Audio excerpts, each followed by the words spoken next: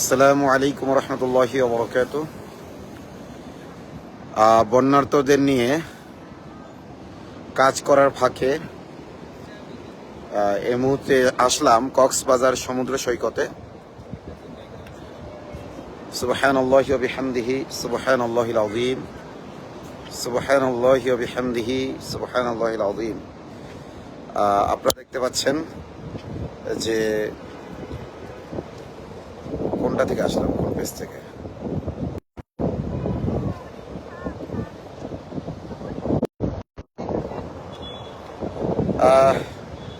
এই মুহূর্তে রয়েছে কক্সবাজার সমুদ্র সৈকতে সন্ধ্যার কিছুক্ষণ পূর্বে।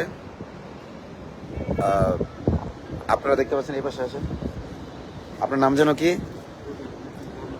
মোহাম্মদ রুবেল। কি করেন? মানে সিএনজি চালান। আর তোমার নাম? মোহাম্মদ তারেক। কি করো? অটো চালায়। আপনার নাম? ওমর ফারুক। কি করেন? আমি দোকান করি। আচ্ছা, একসাথে দাঁড়ান সবাই। সবাইকে দেখা যাচ্ছে না, ক্যামেরায় আসেন সবাই। হ্যাঁ, আপনারা দেখেন তো এই ছেলেগুলোকে চিনতে পারেন কিনা।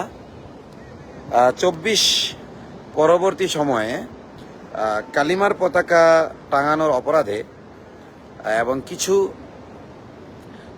উগ্র মডারেটদের অপপ্রচারের শিকার হয়ে প্রশাসন তাদেরকে আইসিস হিসেবে ট্রিট করে এবং তাদের নামে জঙ্গি মামলা দেয়। তো আমি যশোর থেকে খবর পেয়ে যোগাযোগ করার চেষ্টা করি তাদের পরিবারের সাথে এবং এলাকাবাসীর সাথে। আমি নিশ্চিত হই যে ছেলেগুলো সাধারণ ছেলে, কালিমার প্রতি ভালোবাসা থেকে, আবেগ থেকেই তারা কালিমার পতাকা উড়িয়েছিল। তো এই বিষয়টা আমি বোঝার পর আমি এই উখিয়াতে আসি এবং এসে প্রমাণ করি যে তারা কোনো জঙ্গিবাদের সাথে বা কোনো উগ্রবাদের সাথে জড়িত নয়, বরং কালিমাকে ভালোবেসেই তারা কালিমার পতাকা কি করেছিল, উড়িয়েছিল, উড্ডয়ন করেছিল বিভিন্ন বিল্ডিংয়ে। তো আলহামদুলিল্লাহ প্রশাসন যখন এটা বুঝতে সক্ষম হয় তারা রিলিজ পেপার দেয় এবং তারা দুঃখ প্রকাশ করে অনাকাঙ্ক্ষিত ঘটনার জন্য এবং আমাকে বলে, হুজুর আপনি সেই শুধু যশোর থেকে এসেছেন, যদি আমাদের আশেপাশের ওলামা একরাম এরকম আসতেন তাহলে আমরা আগেই বুঝতে পারতাম এবং এদেরকে হয়রানি আমরা করতাম না। তো তারা দুঃখ প্রকাশ করে ছেলেগুলোকে ছেড়ে দেয়। এখন এদেরকে তো আমি আগে চিনতাম না। এখন হইতেও তো পারতো মহিবুল্লাহ কেসের মতো কিছু ঘটতো, অথবা ধরেন এই যে শাহ আমানত সাবিরের মতো কিছু হইতো। তো তখন বলতেন যে এই যে বিক্রমপুরী কেন গেল উখিয়াতে খোঁজখবর না নিয়ে। তো এদেরও কিন্তু ব্যাপারেও কিন্তু আমি খোঁজখবর না নিয়ে এসেছিলাম। তো যাই হোক, আজকে সমুদ্রের আসার প্রেক্ষাপটের কথাটা বলি। আমরা রাঙামাটি সহ আরও কিছু এলাকায়, দুর্গম পাহাড়ি এলাকায় আমাদের টিম ত্রাণ দিচ্ছে। আমি অসুস্থ ছিলাম, এ কারণে হোটেলে আজকে সারাদিন কোথাও বের হইনি। আমাদের টিম বিভিন্ন জায়গায় কাজ করছে। তো এই ভাইগুলো যখন জানতে পারছে, আমি সেরকম কাউকে বলি নাই অবশ্য, যখনই জানতে পারছে চলে আসছে। তা এই যে ভাই সিএনজি চালায়, সিএনজি নিয়ে চলে আসছে যে হুজুর আপনি আসছেন অসুস্থ, তাই ত্রাণ দিতে আপনি জাননি, কিন্তু এমন এক জায়গায় নিয়ে যাব আপনার ভালো লাগবে, একথা বলে তারা আমাকে নিয়ে এসেছে। আলহামদুলিল্লাহ, আলহামদুলিল্লাহ, আসলেই ভালো লাগছে। সমুদ্র সৈকত দেখে ভালো লাগবে না এমন তো কোনো পাষাণ হৃদয় হতে পারে না। সুবহানাল্লাহি ওয়া বিহামদিহি সুবহানাল্লাহিল আযীম, সুবহানাল্লাহি ওয়া বিহামদিহি সুবহানাল্লাহিল আযীম। তো যাই হোক, ক্যাপশন যে বিষয়ে দিয়েছি এই বিষয়ে আমি কথা বলবো ইনশাল্লাহ। আগে একটু আপনাদের ঘুরায় দেখাই। এই যে দেখেন, সমুদ্র আমার থেকে এখনো অনেক দূরে। হ্যাঁ, আমি মূলত এই ভিডিওটা করতেছি যে আসলে কয়েকদিন আগে যে বৃষ্টিটা হয়েছে, এই বৃষ্টির কারণে মানুষ কতটা ক্ষতিগ্রস্ত হয়েছে। আপনি দেখেন যে এখনো প্রায় 100 মিটার দূরে রয়েছে আমার থেকে সমুদ্র, এবং এখান থেকেও প্রায় 200 মিটার দূরে আপনার একটা ব্রিজ দেখতে পাচ্ছেন কিনা জানি না। আমি একটু জুম করি। এই যে এই ব্রিজটা প্রায় 200 মিটার দূরে। একটুই করো, সরি। তো সমুদ্র আমার কাছ থেকে ঘুরে দেখো ওইদিকে। সমুদ্রের গর্জন আপনারা হয়তো শুনতে পাচ্ছেন। সমুদ্র কিন্তু সমুদ্র কিন্তু আমার থেকে অনেক দূরে এখনো, প্রায় 100 মিটার বা তার চেয়ে বেশি হবে জি দূরে। আর আমি যেখানে দাঁড়িয়ে আছি এখান থেকে প্রায় 200 বা 200 বেশি, 200 মিটারেরও বেশি দূরে যে ব্রিজটি আপনারা দেখতে পাচ্ছেন, মানে বলতে পারি প্রায় 350 মিটার। মানে এই এখন সমুদ্রের পানি যেখানে আছে 350 মিটার দূরে যে ব্রিজটি আছে ওই ব্রিজেরও উপরে উঠে গিয়েছিল পানি। আমরা একটু আপনাদেরকে ওইদিকে গিয়ে দেখাই পানি কতটা উপরে উঠে গেছে, এবং এটা কিন্তু হয়েছে কি পাহাড়ি ঢলের কারণে। জি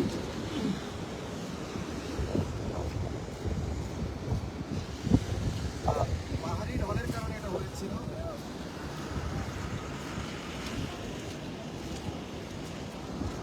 এখানে এখনো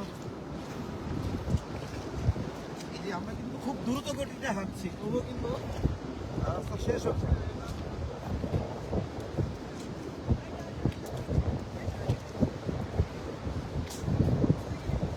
কতটা দূরে আপনারা দেখেন,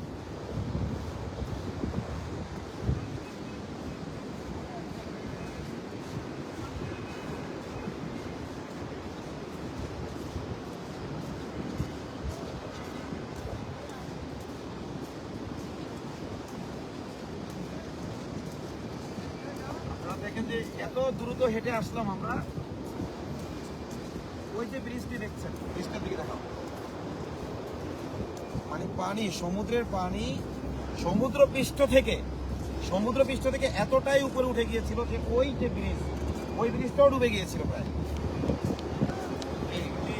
জি এই যে যারা প্রত্যক্ষদর্শী হাসল তিনি এখানে সিএনজি চালান। আপনি কি রাস্তায় সিএনজি চালাতে পারছিলেন? ও আপনি, ও সিএনজি চালক আপনি, আপনি সিএনজি চালক, আপনি আপনি দোকানদার। আচ্ছা, আপনি তো সিএনজি চালান এই রোডে। তো যখন পানি উঠেছিল এই যে কয়দিন আগে, 4-5 দিন আগে, তো আপনি এই রোডে সিএনজি চালাতে পারছিলেন? তাহলে দেখেন এই রোডেও মেলা পানি ছিল, কতটুকু পানি ছিল? আচ্ছা, তাহলে হাঁটুর সমান পানি আর কি। হাঁটু সমান পানি যদি এত উঁচু রোডের উপরে হয়, তাহলে আপনারা চিন্তা করেন যে মানে সাধারণ মানুষের বাড়ি ঘরের অবস্থা কি হয়েছে। এখন সমুদ্র কত দূরে সমুদ্র, এবং বড় বড় ঢেউ, যদিও ক্যামেরায় বোঝা যাচ্ছে না, আমরা অনেক দূরে থাকায় বড় বড় ঢেউ তীরে আশ্রয় পড়ছে। তো এই পর্যন্ত পানি উঠে গেছিল, এবং পাহাড়ি ঢলের কারণে আপনার কবরস্থানের লাশ, তারপরে মানুষের বাড়ি ঘর, মানে কিচ্ছু বাকি থাকেনি। এমনকি গতকাল আমি কিছু দুর্গম এলাকায় গিয়েছিলাম, মানে পানি নেমে যাওয়ার কারণে আরো অসুবিধাটা বেড়ে গেছে। কেন? পানি যখন ছিল তখন কিন্তু নৌকা নিয়ে মানুষের বাড়ি বাড়ি যাওয়া গেছে। আপনারা হয়তো গতকালে লাইভ দেখেছেন। আমার ওই যে ছোট ছোট ভিডিও করে বারবার পোস্ট করব এরকম, আসলে আমাদের অল্প জনবল নিয়ে আমরা এসেছিলাম, যাতে আমরা মানে বাজনার চেয়ে খাজনা বেশি না হয়ে যায়। যদিও আমার নিজের এবং আমার সাথে যারা এসেছে সকলের খরচ আমি বহন করেছি, এবং ত্রাণের অর্থ থেকে কিন্তু আমাদের টিমের খরচ আমরা বহন করছি না। তো যাই হোক, পানি ওই পর্যন্ত উঠে গিয়েছিল, এবং এই পানিটা এখন নেমে গেছে। নেমে যাওয়ার কারণে হয়েছে কি, এখন কাদা দিয়ে মানুষ কিন্তু ওই পর্যন্ত ত্রাণ নিয়ে যেতে পারছে না। আমরা কালকে অনেক কষ্টে গিয়েছি, যেমন আমি কালকে সারাদিন এই যে ত্রাণ নিয়ে গিয়েছি, আজকে সারাদিন শুয়ে থাকতে হয়েছে আমার, সোজা কথা যেটা, আজকে সারাদিন আমি শুয়েছিলাম। আস্তে আস্তে মানে হোটেলে উঠতে প্রায় ফজরের আগ মুহূর্ত হয়ে গিয়েছিল। এরপর ফজরের পরে ঘুমাইছি, এবং এই সারাদিনই শুয়েছিলাম। এই দিনারা যাওয়ার আগ পর্যন্ত আমি সব শুয়েছিলাম। তো যাই হোক, মানে এতটাই কষ্ট হয়েছে। এই সূর্য ডুবে যাচ্ছে, একটু দেখা দাও, ওই যে আপনারা দেখেন সূর্য ডুবে যাচ্ছে এই মুহূর্তে। সুবহানাল্লাহি ওয়া বিহামদিহি সুবহানাল্লাহিল আযীম। ওই যে দেখুন সূর্য কিন্তু সমুদ্রের মধ্যে যেন ডুব দিচ্ছে। ক্যামেরায় সেভাবে আসছে না, অবশ্য ওই ক্যামেরা চেয়ে আমাদের চোখের ক্যামেরায় আল্লাহ বেশি পাওয়ার দিয়েছেন। এই জন্য বানভাসী মানুষের জন্য কাজ করার অনেক জায়গা রয়েছে।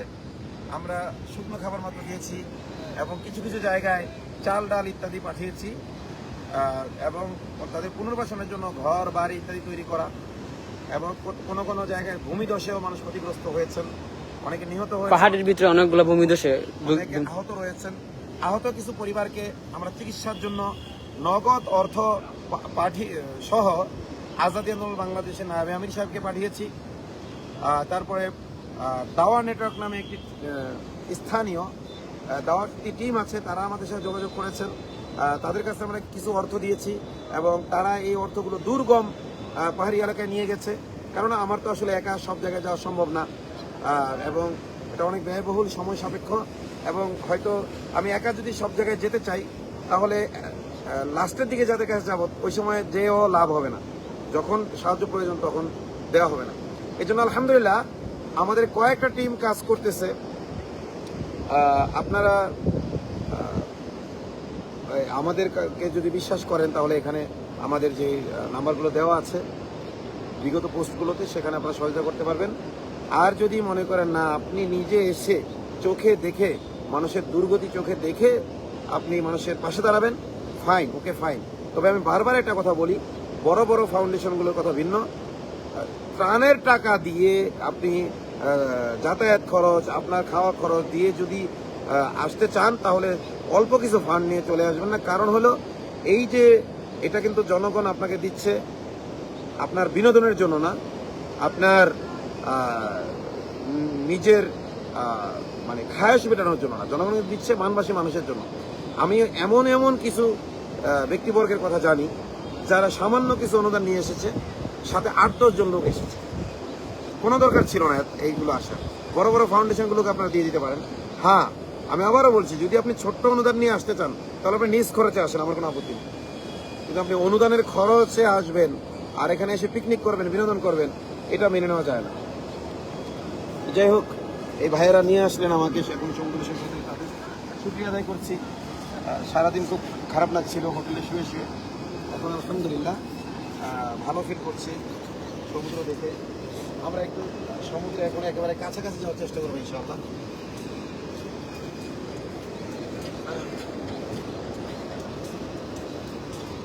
আপনারা দেখেন যে ওই পর্যন্ত পানি উঠে গিয়েছিল, সমুদ্র এখনো কত দূরে, এবং এই পানিটা কিন্তু সমুদ্র পৃষ্ঠ থেকে আসে নাই, পাহাড় থেকে ঢল নামতে নামতে এসেছে।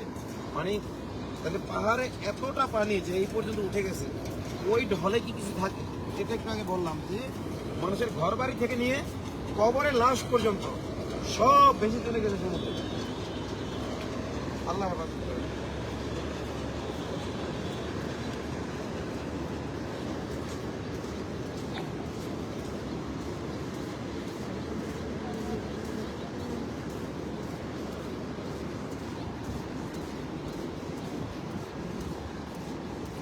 سبحان الله وبحمده سبحان الله العظيم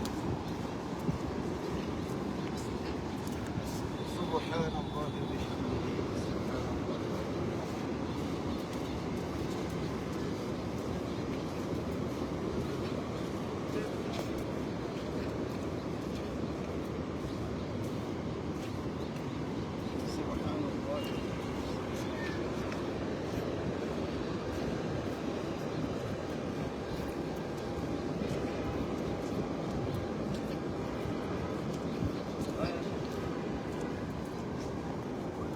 আসলে আমরা যে কত ক্ষুদ্র, আমরা যে কত ছোট, আমরা যে কত তুচ্ছ, এটা পাহাড়ের সামনে আপনি দাঁড়াবেন বুঝতে পারবেন, আপনি সমুদ্রের কাছে আসবেন তখন এটা বুঝতে পারবেন।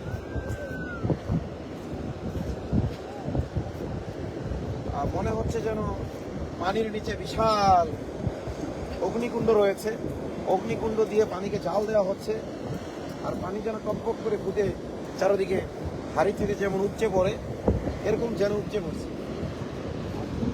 سبحان الله وبحمده سبحان الله العظيم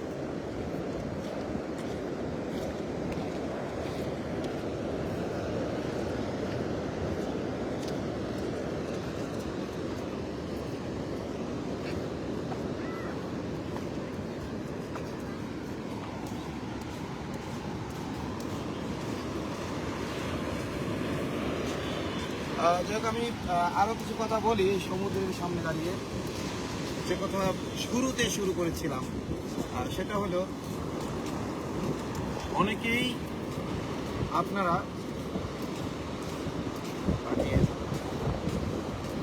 বলেন যে কারো বিপদ দেখলে এগিয়ে যাওয়া যাবে না, আগে খুব যাচাই বাছাই করতে হবে। আরে ভাই, এগিয়ে যাওয়ার পরেই তো যাচাই বাছাইটা সম্ভব। আমি যদি এগিয়ে না আসতাম তাহলে যাচাই বাছাই কেমনে হইত? যেমন এই যে ছেলেগুলো প্রাথমিকভাবে তাদের আপনজনরা দাবি করেছিল যে তারা নিরীহ। আমি কিন্তু যাচাই বাছাই ছাড়া যাচাই বাছাই করার জন্য এসে পেয়েছি যে তারা নিরীহ। এরপরে প্রশাসনের সাথে যোগাযোগ করেছি, তখন প্রশাসনও মেনে নিয়েছে তারা নিরীহ, তাদেরকে ছেড়ে দিয়েছিল। এখন যদি আমি ওই যশোরে বসে বসেই যাচাই বাছাই চিন্তা করতাম, তাহলে যাচাই বাছাইও হইতো না, তাদের মুক্তিও হইতো না। আমরা দেখেন সমুদ্রের পানি কত কাছাকাছি চলে এসেছে।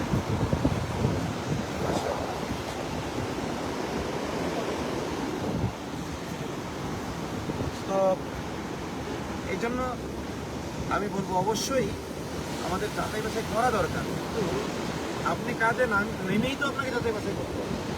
এই যাচাই বাছাই করার জন্যই তো আপনার এক জায়গায় গিয়ে যেতে হবে। তো শুধুমাত্র মহিবুল্লাহ ইস্যু এবং শাহ মোহাম্মদ সাবির ইস্যু, এই দুইটা ইস্যু দিয়ে যারা আমাকে বিতর্কিত করতে চান, বা আরও দুইটা ইস্যু আছে, আমার যে আরও কতগুলো ভালো ভালো কাজ হয়েছে। এই যে ছেলেগুলো সাক্ষী আছে আজকে, তারা আমার সাথে দেখা করতে কেন আসবে?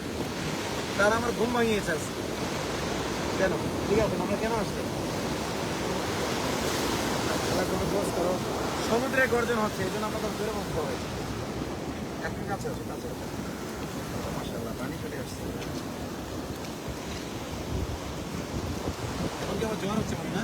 জি, এখন জ্বর হবে। হ্যাঁ, জ্বরের সময় পানি উঠবে, আপনার সামনে চলে যাবে একদম। পানি আমাদেরকে তাড়িয়ে নিয়ে যাচ্ছে।